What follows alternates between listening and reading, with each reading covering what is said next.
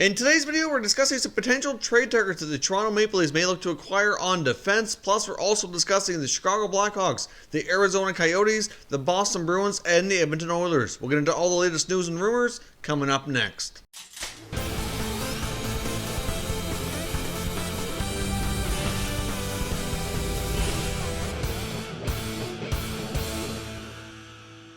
So welcome back to another video here at Top Shelf Hockey. Now, as I mentioned, we have a variety of teams I want to discuss here today. Let's kick things off with a quick signing. The Edmonton Oilers have signed young defenseman Caleb Jones to a 2-year contract extension valued at an average annual value of $850,000 per year. He actually will make $800,000 in the first year, $900,000 in the second year. But of course, Jones has been a pretty solid defense prospect for the Oilers for some time. He's getting into more games this year than last year, certainly growing, and certainly could become a pretty valuable member of the Oilers blue line here in the next couple of seasons as he continues to progress and get better. So it's certainly a pretty valuable signing, especially we're on that blue line. They have some other contracts that might not be as favorable, and you got guys like Darnell Nurse who's going to be looking for a longer term, bigger money deal sometime soon here as well. So that could very well be a pretty valuable contract to the Oilers in the short term. Now, as I mentioned, we have lots of other teams to discuss here today as well. I want to kick things off here with the Chicago Blackhawks. And the Blackhawks are a team who's kind of inched their way closer to playoff contention. It's not quite clear what their plans at the deadline are going to be. They very well could be sellers. I don't imagine they will be buyers because I'm not really sure that it's really worth them spending a lot of assets to try to sneak into a playoff spot. But with other teams like Nashville not having a great season and all the teams in the Pacific Division really kind of crammed in there for trying to fill in those 3 division spots as well as a wild card spot or so, it is possible if the Hawks play well down the stretch here and have a little stronger of a second half, they very well could squeak into a wild card spot. It's certainly not out of the realm of possibilities, but I don't see them making any big drastic moves.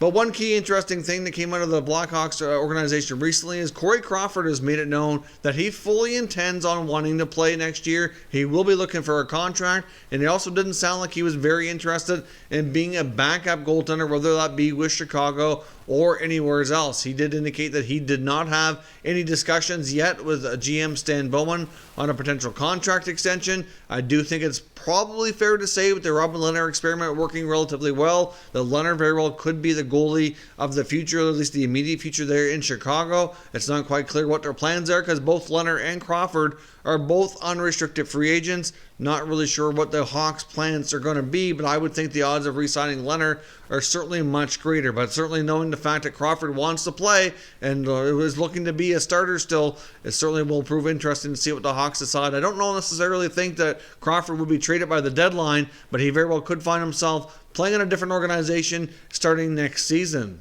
Now, I also want to touch on the Arizona Coyotes and touch on a recent article from Craig Morgan of The Athletic where he discussed some questions in a mailbag type article asking about the future of Taylor Hall in Arizona. What is the likelihood that he's going to be re-signed? That it's going to be difficult for them to re-sign Hall without moving out some other players. Now, I don't see a lot of these moves taking place by the deadline. As we sit right now, the Coyotes are in first place in their division, but there is a very, very slim margin between being first all the way down to like 4th and 5th spots. It's pretty tight, as we've discussed here before. You got other teams like the Flames and the Oilers and the Canucks and the Golden Knights are all in the mix there. And a 2 or 3 game winning streak versus a 2 or 3 game losing streak could very well, put yourself in one position or another. It can very well move up and down here rather quick.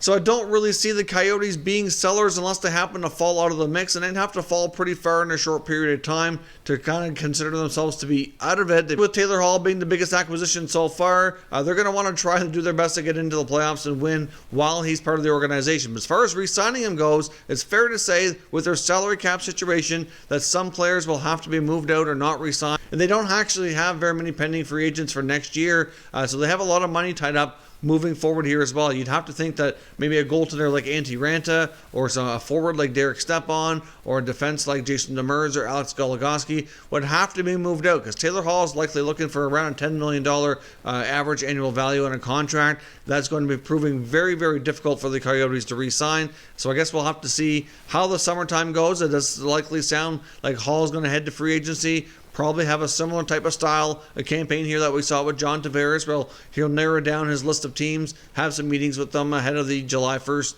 opening day free agency, and make a decision. I'm not really sure where that's going to go or what other teams could be in the mix here. But the one thing that was brought up in this article that I found interesting was if the Coyotes do have a poor second half and find themselves falling out of the mix, could they actually turn around and trade Taylor Hall here and have him moved yet again for a second time? Plenty of time, and if there's lots of time between now and the deadline still. If things don't go well, I guess we could see that, but there's certainly no intention from John Chayka and the Coyotes to trade Taylor Hall. At this point, their full intention is to try to win that division, get into the playoffs, and see what kind of damage they can do, and see if they can make a run at a Stanley Cup. That's ultimately what their goal is, and then ultimately they will likely try to re-sign him and be in the mix, but it's really unclear right now where the Coyotes stand, because there will have to be some other moves made to make the necessary space to bring him into to be able to offer him the contract that he's likely going to be looking for. But as far as trading him this season, I don't really think that's possible. I think the Coyotes are going to be fighting right till the end, and he likely will remain with the Coyotes for the remainder of the season. On the latest 31 Thoughts podcast with Elliot Friedman and Jeff Merrick, Friedman made a very interesting comment in regards to the Boston Bruins' potential trade acquisitions they could look to make ahead of the NHL trade deadline. Obviously, they're likely looking for a forward. There's been a lot of debate about guys like Toffoli, Chris Kreider, etc. There's been a lot of links between the two. Kreider, especially where he's from the area. We've seen trades with the Bruins and Rangers in the recent past here as well. So certainly would not be a big shock if they decided to make that move. But his comment was that the Bruins could trade for Tyler Toffoli anytime, that they're that confident that they've already likely had some discussions, that they know they can put together a package that the Kings would want and they can bring Toffoli in. But do they do that, or do they wait here to see for sure if Kreider becomes available and they try to put together a package for him instead? So the fact that he feels that they could make a trade for Toffoli anytime certainly leads me to think that they've clearly had some discussions. And the Bruins have a very clear picture of what it's going to take and are likely willing to do so. Just a matter of, do they pull the trigger or do they wait for Chris Kreider from New York? As I discussed before, I almost think Kreider might be a better fit, but Toffoli's not a bad second choice either. They're both proven winners. They both had a lot of success in this league. They both can score, and it could very well both be a nice addition to their top six forward group that desperately needs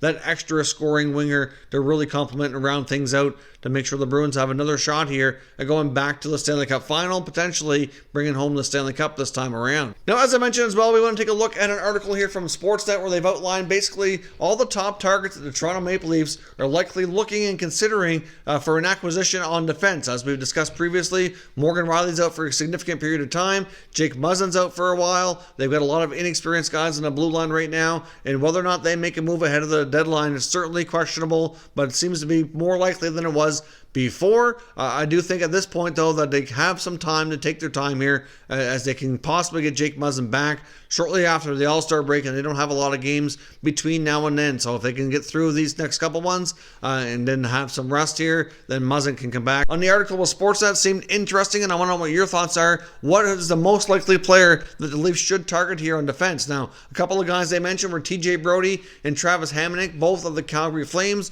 Both have had their names mentioned in trade rumors for a significant period of time, really dating back to last season. Of course, Brody had a bit of a health scare earlier, but everything seems to be in order here now. Now, the Flames are a team that's in the middle of a playoff push themselves. I mean, they've been up and down in the standings. Like I said, that Pacific Division is so tight that whether or not you win 2 or 3 in a row or lose a couple in a row can really make the difference, and you can go from first to fourth or fifth relatively quick. So at this point, the Flames are still very much in the mix, and even though these two defensemen both need new contracts next year, wouldn't have been a shocker at some point to see one of them traded. I'm just not really sure that it makes sense for them to be trading a veteran defenseman before they head into a potential playoff push without bringing back a defenseman on their own to replace them, and the Leafs don't really have that on their roster to offer up. They're looking to make an acquisition due to injuries. They're not likely going to be trading out another D. So to me, as much as the Flames blue liners might make sense for the Leafs, I don't see it making sense on the other side, and I really don't see that being a fit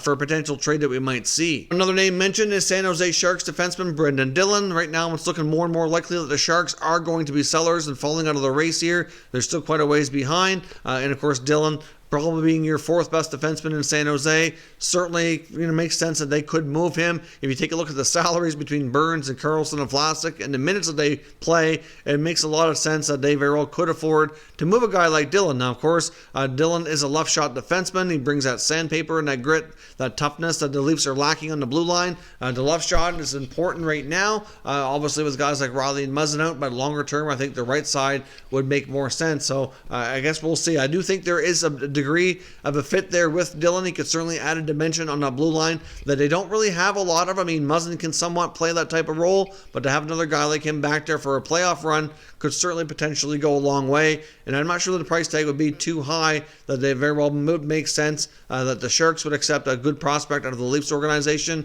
I don't think they necessarily would have to create a roster player, but the Leafs might have to move one to make the salary cap situation work. So that's going to play a role here as well as the overall cap situation. Leafs are tight, and depending on what these guys are making for contracts and who they bring in, it's going to determine what has to go out to make it all kind of level out here. But Dillon certainly does make sense from that perspective, and the contract wouldn't be as difficult to squeeze in. Now, another name mentioned is Alec Martinez of the Los Angeles Kings. The thing I like most about Martinez was that he's very versatile and he can play either side. He's very comfortable either way, and where the Leafs kind of have short-term problems on the left side, longer-term problems on the right side, he does have a year left on his contract. It's not too crazy of a contract, around $4 million. I think probably, to me, that he makes the most sense out of all the guys that we've mentioned here so far, and I really think that's something that the Leafs should consider. Of course, he's familiar with Jake Muzzin here as well, because they were longtime teammates in Los Angeles, so there's that familiarity should they ever consider pairing him up, where Martinez can play either side of the ice. He also brings that championship pedigree from LA and their cup runs before. He's got lots of experience and certainly pretty strong defensively compared to a lot of the other Leaf Ds. So personally, I think that he would be a good fit, and I think that the price tag wouldn't be too bad as well. So to me, so far, Martinez makes the most sense of everybody discussed here so far. Now, this article also mentions a couple of guys from the Avalanche, including Ian Cole and Nikita Zadorov. Zadorov's been a name that's been in and out of the rumor mill, seems to be somewhat in the coach's doghouse at times, but really overall, the Avalanche are another team that's pretty well assured to make the playoffs. Really good young core group of players, and they have a potential to go on a run as well. I don't really see them depleting their blue line ahead of the playoffs. Could they make some decisions in the offseason, maybe change things up, make a move or two back there? Certainly a possibility, but I don't see that type of move happening ahead of the deadline. Now, the other name mentioned in this Sportsnet article is Zach Bogosian of the Buffalo Sabres. Personally, I don't really think that's going to be a good fit myself. I mean, Bogosian's contract is too much money, over $5 million. I'm not really sure that he's going to be the defenseman that they're really looking for. Although he does play the right side, which very well could possibly be a fit longer term. But with Bogosian being a pending unrestricted free agent, due to all the injuries and everything he's had over the last few years, I think it's pretty fair to say that he's likely going to have to take a smaller contract on the next one. And if the Leafs do have any interest in Bogosian, I think they'd be better off to trying to chase him as a free agent in the summertime and maybe consider him for their team for next year. But overall, I don't really see him being a fit right now, and really, based on what they're going to likely have available for money, I'm not really sure that he's going to be a possibility for them in the summertime either. But either way, he's a player who's been made it known he would like to be traded from the Sabres. He's put in a trade request already. It's been discussed before here on the channel. I just don't really see him being the best fit in Toronto. Personally, I would say Martinez makes the most sense, but I guess I'd love to know what your thoughts are. Out of all the defensemen mentioned in this article, which one makes the most sense that the Leafs should target to try to add to their blue line here ahead of the deadline? Or is there another defenseman out there that likely could be available that you think would make sense as well? Let me know your thoughts down in the comments and we'll continue the conversation. If you're new to the channel, consider subscribing and turning on your notifications so you don't miss any future content, and check out our membership features as well. I'd appreciate it if you did. As always, thank you for watching, and I will catch you next time.